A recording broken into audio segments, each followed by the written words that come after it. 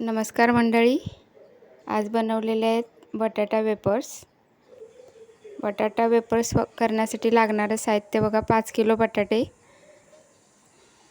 स्वच्छ धुवून घ्यायचे आणि त्याचे आपल्याला चिप्स पाडून घ्यायचे आहेत किसणीवरती। आणि मग आपल्याला ते तुरटीच्या पाण्यामध्ये ठेवायचे आहे। त्याच्यासाठी मी 50 ग्रॅम तुरटी घेतलेली आहे। तुरटीची पावडर करून ते रात्रभर पाण्यामध्ये आपल्याला बटाटे जे वेपर्स जे आहेत ते आपण केलेले ठेवायचे आहेत रात्रभर पाण्यामध्ये। आणि सकाळी उठून ते पाणी बदलून चवीनुसार मीठ घालून 1-2 उकळी काढल्यानंतर आपण लगेचच ते वेपर्स सुकवत घालायचे आहेत।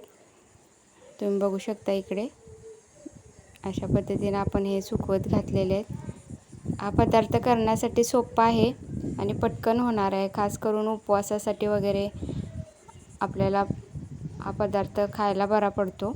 पावसामध्ये सुद्धा याची गरज आपल्याला स्नॅक्स म्हणून उपयोगी पडते।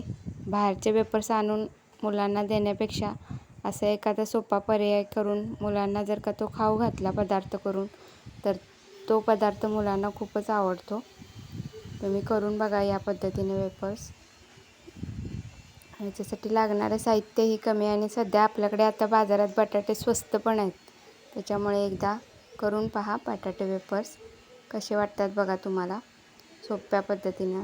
जर तुम्ही बघू शकता इकडे आपले वेपर्स सुकलेले आहेत, एका दिवसातच सुकलेले आहेत तसे बघायला गेलं तर।